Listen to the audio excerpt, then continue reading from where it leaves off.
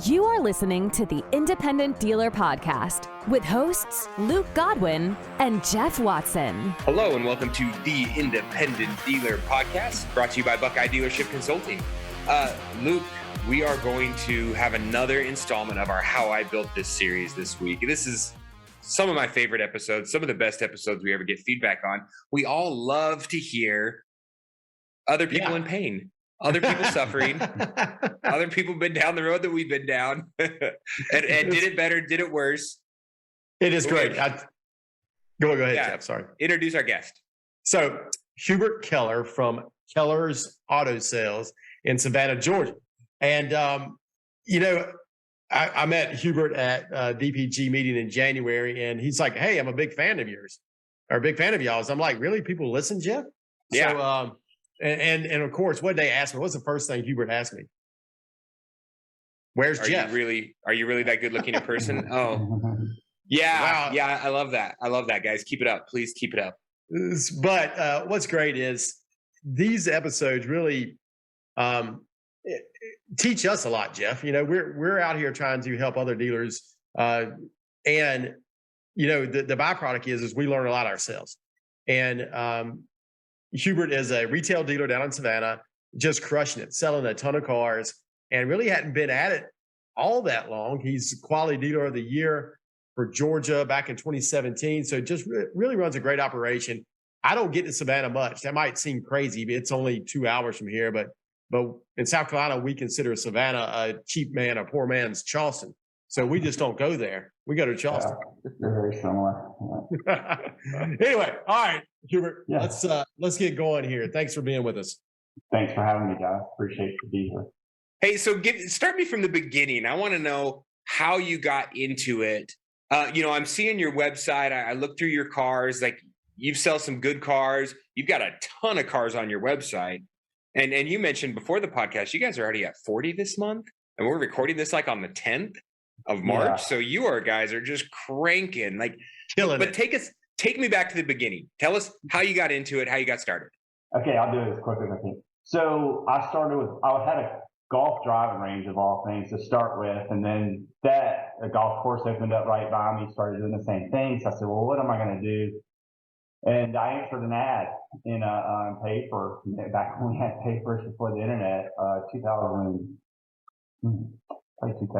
something anyway, and went to work for Volvo, local Volvo dealer, and became general manager in like 1 year. It was just being in the right place at the right time. Did that for 10 years, and my parents kept saying, "You need to do your own thing. You need to do your own thing." And my grandmother was on it too, so she had some property in a really good spot in Savannah that used to be a mobile home dealership, and they had left, and she couldn't rent it out. So she said, "Look, I'll give you free rent for a year if you want to do this thing."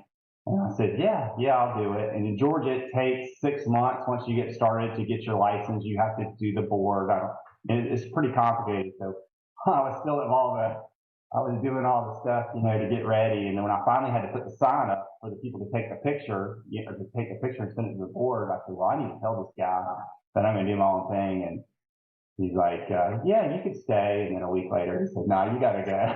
So it started out small. I had finally got the approval, and started out with like 5 cars right before. And these were cheap cars, like we all start with. I mean, these were like $2,000, $4,000 cars. And, before I got started, I got a home equity loan to give me the money so I didn't have to do the floor plan route. And so it was just me and my wife. She would come up on Wednesdays because that's when my local auction is, and then I would go buy a few cars and kind of get it going. It just started small, very, very small. Well, what year was that, Hubert? 2006. So, oh, wow. Okay. So 16 years, right around 16 years we've been doing that. Yeah, I mean, I said you hadn't been in business that long. Sorry about that. It's so funny when you get as old as we are. In 2006, you think it was yesterday, right? Yeah, that's right. Yeah. But that was right before the financial situation. So, and actually, I guess when you were selling Volvos, they were still pretty good, right? Yeah. They weren't as bad. Well, they're not terrible now, but they weren't as bad. But we were in Hilton Head. So that's you know that market. That was a strong market we had, and so I think that's what influenced me so much not to go and buy here, pay here. Not that there's anything wrong with it. It's just I was retail. We were complete retail. We put the prices like there is 278 the main road to Hilton Head, and we would put the prices. What does this car cost? Put it on the windshield, and that's basically how I do my business now. Since we're not buy here, pay here, and I can advertise a decent price, we put the price on everything. It goes on the windshields up front. Do it that way. And we were getting the internet was pretty new when I started, and I actually built my own website. This is before you did, you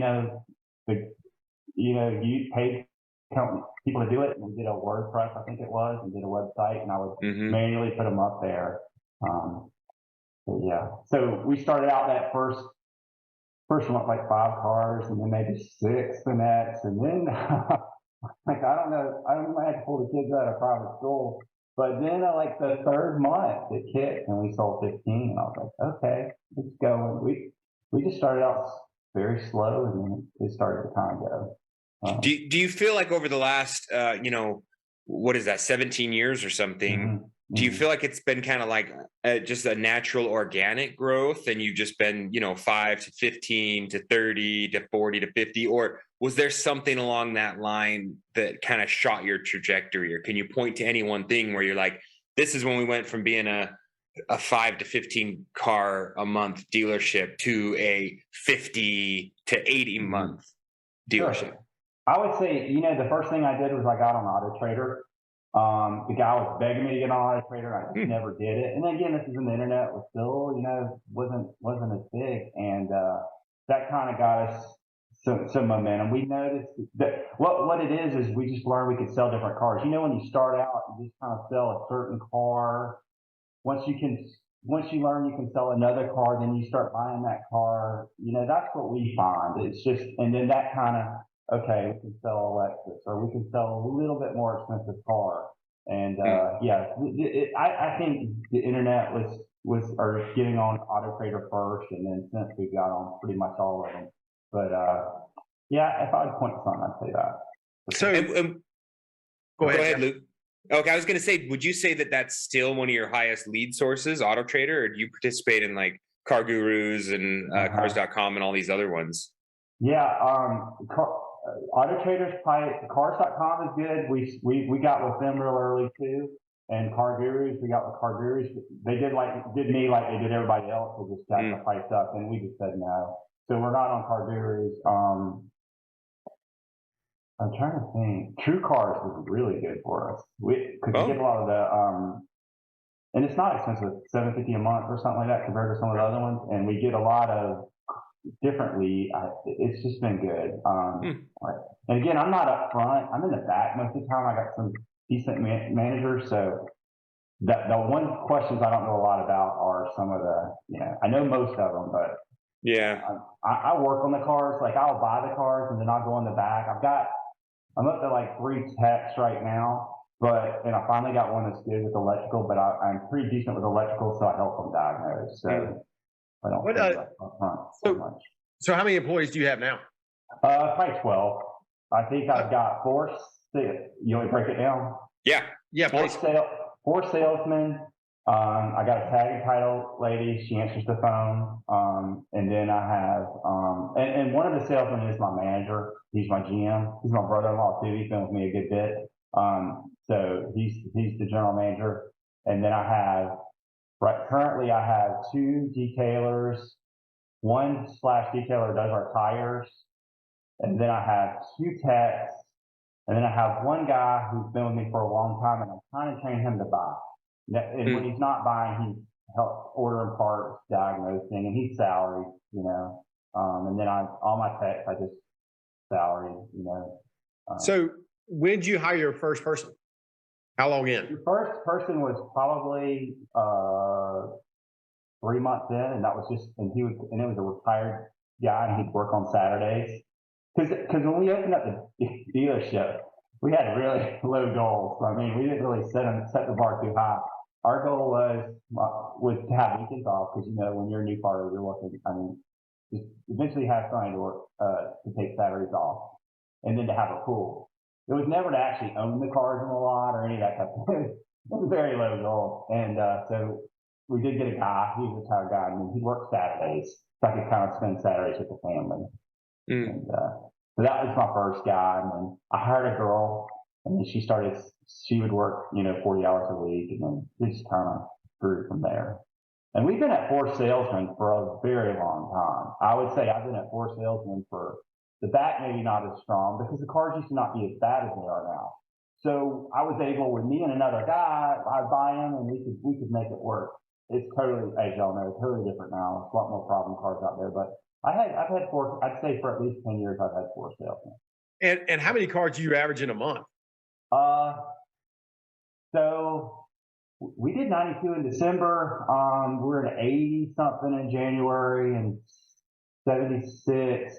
I would kind of say, so we really started, we've had some big months, like 120 car months, but average 80 so, probably for the last few years. So let's think about this, Jeff. This is super interesting. He is selling on average around 20 plus cars, because you said one of your sales guys is a manager, per salesperson. He sells. He sells. That's how. I mean, I pay him a good salary, but he's such a good salesman. Good people. He came from Best Buy. I got 2 people from Best Buy that just really, and again, he's my brother-in-law. He's not a partner or anything. He works. He's an employee, but yeah, he sells too. So sorry, 4 people. But getting that much production out of salespeople, how do you go about doing that, Hubert?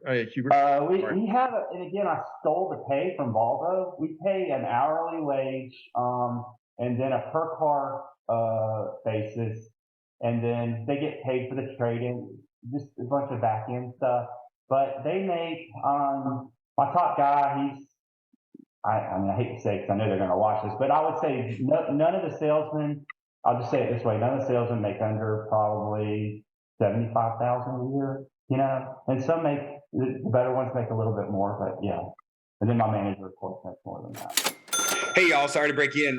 Buckeye Dealership Consulting, obviously the title sponsor of this podcast, and a vendor of Mr. Huberts, right? He has had his Buckeye. He says he's trying to get it going. You guys are going to hear that here in a minute, but he's trying to get his Buckeye program up and running.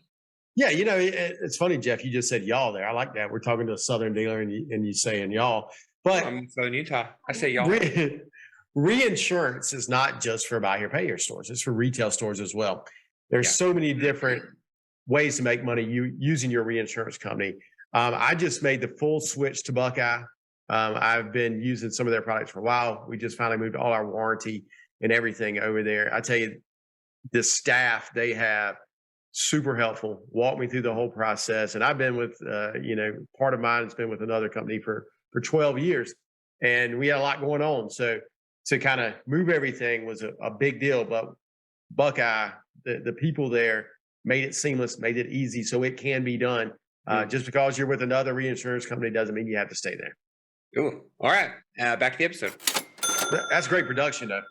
Yeah, that's crazy. I mean, to think that they're selling a car a day, on average, that's, I think so much of us, I know for me, we kind of get stuck in this paradigm or this thing like, oh, well, if they get 10 cars, that's pretty good. Cause that's what we've gotten to. And other people are like, no, my buy here, pay here guys are selling 30 to 40 cars a month. If they're not getting 1 to 2 a day, they're not doing their job. And it's like, oh man, that is such an interesting mentality switch. For your guys, it's like, dude, 20 a month is the standard. If you're not doing that, you're not here any longer. So, so interesting. I think a lot of it's pricing them right. I had a guy who I worked with at Volvo one time. I needed a fill-in salesman. He came there on Saturday and sold a bunch of cars. And he goes, selling cars out here is like shooting fish in a barrel. And I was like, okay, that makes a little sense. But we price them right, and I think that makes a difference. And I will buy, I will buy anything. I will buy a salvage title. I'll buy structural. I love structural. I mean, whatever, if I can get a decent car, but you know how hard it is right now. We got all the guys buying those kind of cars. And now they're buying structural too, they know. But I'll try to look at that car really good. And you physically go to the auction? Yeah, I'm probably at I'd say average 4 a week. Sometimes we go, to Orlando to that big sale. So Long way. yeah, I mean, there's not that many auctions around you. Right? How are you? Charleston, we got Charleston. That's 2 hours. That's Friday. Savannah is right down the road. It's a decent sale. America's Auto Auction bought that, and then Jacksonville, good for me. There's actually 2 that run on the same day, Manheim and Odessa, and I like those sales. So Thursday, I'm going to be down there if I can make it. So yeah. Are you not? Go ahead. Sorry. Are you not buying any online or virtual? Nah, I did it a little bit, and there's nothing wrong with it. I mean, I see people do it all the time. But I do. There was a Volkswagen sale that used to. There's little niches I can get on, and I'll do that as good as I can, and I'd love to. But I did hire a guy. Like I said, he was a salesman, and he's learning. He's struggling, but he's learning. He's been trying to do it for about 7 or 8 months. He's bought a few, and he's bought some. So I'm trying to train somebody to do it, so I don't have to do it so much. But it's kind of the fun part to get away from the office. I think everybody. I think that is the one thing every car dealer likes to do is buy cars. And it's fun. It's fun. But to keep up with the volume you're doing just seems like a really hard task, especially just for you. I don't know how you do it alone, essentially, actually going to the auction. I mean, you're buying 20 to 25 cars a week at 4 auctions. I mean, that's that's doing it. And I try to pack it in. If I can go to one auction and buy it just depends, but I'll try. I just know I have to buy them. Yeah, the prices are insane, but I know I need to buy them. Now, I ain't totally stupid, but yeah, it's got to be done. And a lot of guys got scared a few years ago, and I did too. I did. I got really scared. I didn't buy some for a while, and I started buying them, and then it just, So go ahead. Sorry. I got scared in 21. I did not get scared when the pandemic started. Our business never really it never cut off at all. Mm-hmm. But when prices skyrocketed, that's when I got scared. But Jeff and I were just having this conversation before we came on air with you about MMR and Jeff not wanting to pay over MMR. And my argument was MMR doesn't matter. I mean, what do you think? To me, it's about what you can sell it for, what you want your gross to be, and how much you want. How much is your recon, right? That's right. So yeah, you're going to get some deals, and then you're not going to get some deals, but then it'll average out. Like I said, if you can, I don't do those deals. I know people that do them, but if you could, worst case scenario, make $1,000, why not? I mean, that's a good return. Now, our average is, like I said, 2,000 to 3,000, somewhere in there. But yeah, you're going to have some deals that aren't so good, but you're going to have some deals that are good. And, but it's getting harder, like y'all know, it's getting harder and harder. The last few weeks have been just really, really tough. I was doing really good buying cars in December and January, but like we know, tax season. But the funny thing is the expensive cars that have gone up too, which is really, I don't know. And then everybody I talk to is like, man, we're not seeing a lot of tax money. And I can't say those 40 cars I talked to my guys yesterday, and they said, no, it's really not a lot of tax money. So I don't know. In my defense, it's that if I buy at MMR, I know I can get it here, recon it, and still have some room to make money. Mm-hmm. If I'm like Luke and I'm looking for a reason to pay more for cars, then I could run it through my VinQ system and look at the market radius and see what real market value is for it as an excuse to step up. And I get it. If I really, really needed to get more cars, then I'd probably try to find those little gems that might have a suppressed MMR for some reason, but are actually worth more, and I could step up on them. But man, I feel like it's so hard for me to make money on any kind of gross right now after recon that it's like, man, I don't want an excuse to pay more for these cars. I got to get them at MMR at least. And there's a few gems. There's some exceptions I know about. Like, MMR is completely off on this one. I can step up. but not for everything. Yeah, it's a headache, and there's times if I could just shut it down for a few months and come back when things get better, I would feel a little better. But, and maybe even for me, it's the mentality of like I shut it down and then MMR catches up. So now it looks like I'm getting a deal on everything. That's only because MMR adjusted. But right now, as far as the last 14 days go, they're out of whack. It's insane what people are asking and what the MMR says, and even what I know I can sell this thing for. Like, I'm sorry, sir, your 2010 Ford Focus, I cannot pay you $12,000 for that thing. Because do people even buy Ford Focuses anymore? Jeff? I buy them. I buy them. You know what? And I want to mention that you've got a lot of Volkswagens. So many Volkswagens on your lot. Volkswagens are our little niche. I mean, we know how to work on them, and not with a 10-foot pole. Yeah. Well, the 1.8T is kind of hard to deal with, but we still know them. We just, if you do enough of them, we got the software and all that, you know them. And it's just one of those things. It's a niche, and you have those little niche. And let me ask you about that. Yeah, go ahead. Because I've got the Mannheim rep here right now, and he's photographing and listing all of my junk cars. Mm-hmm. He's putting all of the scrap units, instead of me sending them to the salvage yard, he's putting them on Mannheim to sell them to people who are paying $1,000, $2,000, $3,000 for a car that's literally sitting on blocks. Yeah. There is a niche out there for everything, right? There's some little dealer out there that knows if he can find a totaled out, hybrid Altima, he can strip the battery, the transmission, and the engine out of that thing, and it's worth $10,000 to him, right? Because it's some little thing that he knows how to fix, or he knows has some crazy value. I think it's scrap. I'm going to send it to my scrapyard for $100 because I don't know what to do with this thing. Is that kind of what you're doing with those Volkswagens? Like you're fighting those undesirables, but you figured out how to make them desirable and you're not scared of them. Hey, one more break in, guys. We're talking about how I built this and networking with dealers and learning their stories. The best way to do that is to come out to convention like Buy Here, Pay Here United. There's no better place to learn how you build it bigger and better than to do it at convention. And for us Buy Here, Pay Here dealers, this very specific Buy Here, Pay Here United Summit last year was amazing. This year is going to be even better. Hopefully you listened to 2 weeks ago or last week when we had the lady from Big Lots on who just crushed it, told us how to hire, how to retain. She's going to be the keynote speaker. It's cheap, Jeff.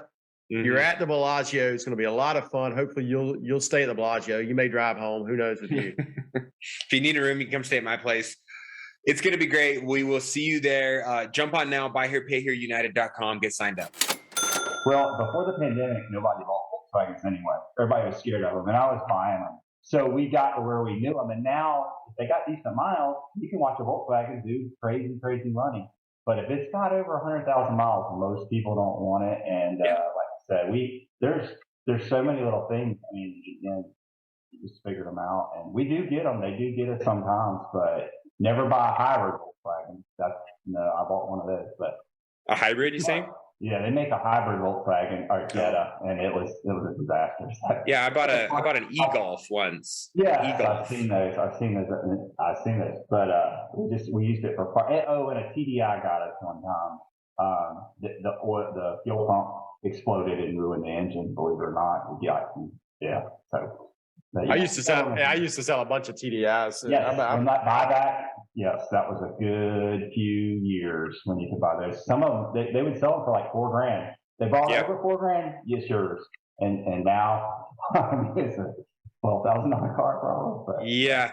I think I got on the last like 3 months of that way back in the day on those TDIs. So go ahead. I was going to say, Hubert, tell me this. What do you think over the course of your career? What has made some of the biggest difference, or what advice do you have for dealers that really move the needle for you guys, your operation? I'll come to my faith on this one. I went on a mission trip and just saw how it was in Guatemala. It was with a church or whatever, and saw how these people needed some money, basically, because this one organization was building houses, and they had this soccer ministry. And I said, well, you know what? God put it on my heart to whatever car I sell, I'll give y'all a certain amount of money. And I'm telling y'all, that was a game changer too. Going back to what was a game changer, that was a game changer. And we put it on a little, in our office, we have or in the sales thing, we have a little wallpaper thing we did of it on there. Basically said, did you know a part of your purchase goes to help the kids in Guatemala. And so, yeah, that's something to tell y'all about that, but that's a good thing that we started doing. We haven't thought of it. We've been doing that for like 10 years. So. Jeff, weren't you down in Guatemala? I literally just got back from Guatemala about a week ago, building houses and bunk beds and swing sets for a place. And yeah, it's insane when you go down there and see the conditions that these people live in. So this really kind of goes to our last week's podcast about having a mission at your dealership, right? Like you have this calling, this whatever you want to call it, that your employees can buy into, but also your customers, right? And if you're sincere and authentic about it, it's a great motivator all the way around to kind of get people to take to the next level. Well, and that's how did you judge who you went with and what percentage? I met this guy named Brock. He was anyway, he was an ex-NFL. It's the craziest story, but it was through the church, and he started this. He was, long story short, Brock Johnson. He was had it all. He was refereeing some of the biggest NFL stars, and he was cheating on his wife. Taking people to strip clubs. Long story short, he said, "You know what? I got to get out of America." And he didn't even speak Spanish, and he ended up moving to Guatemala and starting this first thing was doing this thing called the 1212 Project, and they build these homes for people. And I met up with him and then been with him ever since. And just a neat guy with a neat story. So church, we found him originally through the church that we go to. So that's an awesome story. That something changed your business trajectory that has nothing to do with training or nothing to do with business. It has to do with your faith and service. That's really freaking cool.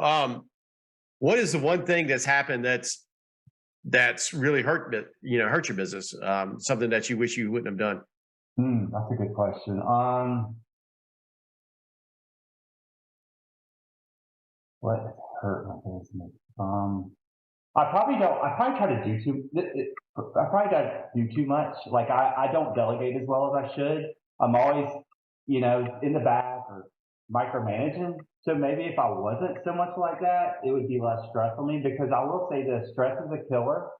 It about killed me twice. I woke up one morning and had vertigo, and I was like, what the heck's going on? And went to the doctor, and then I thought I was having a heart attack, and it was vertigo. And then recently, 2 years ago, I had Bell's palsy, if you know what that is. And that's a stress-related disease. I woke up and this face is all paralyzed. And I'm still dealing with some after effects of that. So, yeah, to do differently is to not let the thing get you so much. And, because you can't solve every problem, but, a lot of times we try. We got to let our employees do more. And sometimes I tell you, off of it. Yeah, I tell you, that's some really sage advice. Stress. I watched my dad deal with stress for years. And he has a mechanism that I've never seen from anybody else.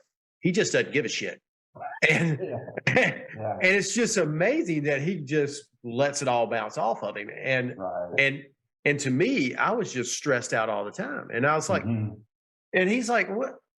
What are you worried about? That's true. We'll figure it out. It's not a big deal. So, but hiring the right people to help you. And honestly, I don't see how you do what you do with 12 people. I cannot understand that. You need to hire more people. I don't think they do enough sometimes. And I'm like, dude, I hear something feeling like, okay, I'm doing pretty good for our little operation. And we're just one store. We've never really thought about going a different direction. I did buy a piece of property. I was going to do a brand new dealership, like y'all probably have. I've got a hodgepodge that's just kind of grown, but in the end we ended up selling the property because we were going to still have to rent our old lot because somebody was going to go in there and get our big bill. So, just one spot, and I don't want any more.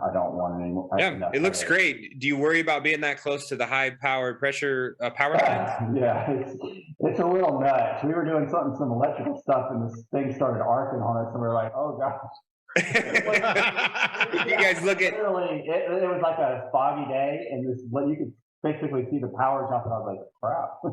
Yeah, look up Keller Autos. Go there, leave him a good review. Tell him how much you liked his interview on the podcast, and then look at the photos. And he's got this huge substation directly behind his car lot. That's people joke about getting cancer and stuff, but so far, I don't know. Hey everybody, one more interruption. Primal End. When you're looking for capital to grow, you don't have to take out a home equity line like Hubert did. You can go to some of these banks and find institutional private money. These guys will get you funded. They can help out with purchase of your property or lines of credit, things like that. Hubert said that the one thing that he said made it possible for him to get all these banks was having his financials in order. And we can talk about this so much. What's great about Primal End is that they understand our business and they can show you how to get your financials in order. Even if you do business with them or not, they're going to show you the right way in the end to do business with other banks. And that's what it's all about. Yep. Look them up, Primal End. Back to the episode. What, we were talking about, back end profit. You have your own warranty company, your reinsurance company, or what you got going on? Yeah. This is the thing. I'm with Buckeye and Brett, great dude. So what we're doing, and we're just still getting into this because I've only been with them for about 4 months. What we're doing now is originally we were giving a warranty away, and we're getting so much work coming in. So now what we're doing is we're actually charging the customer we're doing $299 for a 3-month, 3,000-mile warranty just to get some of the work out because we just can't handle the work. But I'm planning on going back with Brett. I still have my reinsurance company and, getting it where I do it in-house. But right now we're trying to and then they'll upgrade markup. So we were very blessed. We got with Wells Fargo real early and once we got with Wells Fargo, and that was really tough. Everybody said, "How'd you get Wells Fargo?" Well, they came to me. And I don't know if you saw the cars. Just a super nice guy. But once we got Wells, we got Ally Bank and Capital One. But we're still doing mostly through Wells, and then Wells, quit the independent dealers, and then so it's all outside financing. Besides, if somebody pays cash, so there is some markup. So I do something weird. I split whatever they make with the salesman, so they have an incentive. So if they sell a warranty, if they mark a warranty up, they get half the money. Wow. And it's hey, I wanted to buy a warranty, and so it's a good. Like I said, they're happy with it. But once you start something like that, that's why it's been hard for me to transition to Buckeye to do my own reinsurance because they got it's a long story. It's been a big headache. But they got a good deal, and it's hard to get them off that good deal. It is, but I think you could. So my friends at Premium Motor Company, it took me years to talk them into doing a reinsurance company, and that was the exact reason they didn't want to get off of it because of what you're talking about. But Marshall was able to come up with a pay plan that made sense, that made their reinsurance a lot of money, and kept their salespeople happy with, or their finance people happy with that. We didn't go down this rabbit hole, but I think we need to. When you first opened, of course, you didn't have prime banks, and you probably didn't have them. You wanted them.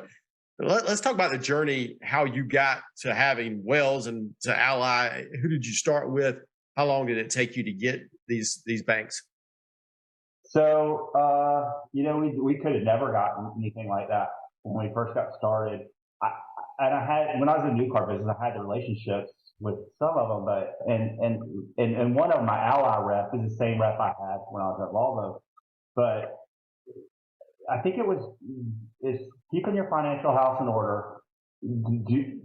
Because to get Wells was the first one like that, and they had to look through. It took them 3 months to say yes, and they had to really look at my financials and make sure, hey, this guy's not going to screw us. And and he saw how many we were selling, and he's like, and they approved. And all the other banks, it has been a similar story. But yeah, that was a game changer too.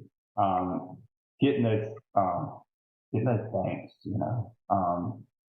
Who's your major lender now? And so you've been through the financial crisis. Mm-hmm. Do you see any similarities of what's starting to happen now to what happened during the financial crisis? Not really. I think we still got decent rates. And again, I'm not on it every day, but I think we can still give people decent rates. And the banks that we have are still lending. And we do a lot of credit unions, like probably y'all do too. There's some really good local credit unions that we have, and so we use dealer track, and we send it in to see who will give. Are you on the financing? Are you on Cuddle to use credit unions on Cuddle, or are you going directly to them down directly? there? It's all local. I don't think we do any that aren't local. And then of course we're a military area. We got Fort Stewart and all that, and so a lot of USAAs and those are not. And Navy Federals are strong. Only thing in Navy Federal, they won't do anything that's got any kind of issue with the title or on the Carfax. But besides that, we do a lot of Navy Federals, and we have a lot of repeat customers. If there's a problem with car, just like y'all do, anybody that's going to stay in business, we're going to take care of it and do what we can with it. So you can't make everybody happy, but we do Podium. So I've been with Podium. I do a couple of neat things. I do Podium, which has really gotten our reviews up. I think we're over 800 reviews right now at 816 reviews. Actually, I think you and I have the exact same amount of reviews. Yeah, but we were on it early, and so that Podium has been good for that. And then Spin Car, which I always wanted a photo booth for my cars, but I always thought that was tight. And I don't have the space we do the Spin Car, and a lot of people like that. It's cheap, $300 a month. And I've been doing that for a long time. People like that. Actually, I got you beat by, I got 821 right now. Jeff, how many reviews you got, buddy? 888. 888. 4.8. How about y'all? 4.8 for a buyer payer. That's so good. That's good. Yeah. That's good. Yeah. That's really good. Our goal is to hit 1,000 reviews in the next 2 months. That's our big push here. Yeah. Just to dominate every other used car dealer in the area. Well, when you got the reviews, you go to the top. I don't pay Google anything, and if you got good reviews, it'll push you up. I had one time where it was going down, and I got somebody on Fiverr that did something to my website, and they brought it right back up. So I don't pay Google anything with reviews. That's a big thing. Yeah, reviews are huge, and taking care of your customers are huge. Mm-hmm. And I know to be in business like all three of us are, you have to take care of your customers, and there's anything that dealers should get out of what we say, and that's you want to be in business a long time, that's what you need to do. So yeah. Hubert, any other words of advice for the community? No, just don't let it stress you out. I'd say that's my biggest thing. Like we talked about earlier, don't let it get to you, and take it easy, take vacations, which is hard, but don't let especially when you're short staffed. Yeah, that's right. Yeah. You try to sell 120 cars a month with 12 employees. Yeah, and then you have a detailer quit. I mean, we've had so many cars back up in detail. I mean, our detail hasn't been cleaned out, and I don't know. That's our number one. I'd say one of our number one details. Yeah. Do this: take a truckload and send them 2 hours north. We'll detail them, and then you can take them back. We'll have them ready in 2 days, I promise. Yeah, wow. Not here. That's the hardest position I've found with detailers. 100% agree. 100% agree. Well, Hubert, thank you so much for your time. This has been awesome. Thanks for having me. All right. Good deal. Nice talking to y'all. Thanks, bud. All right. Bye. Dealers helping dealers. Please leave us a review and subscribe. The Independent Dealer Podcast.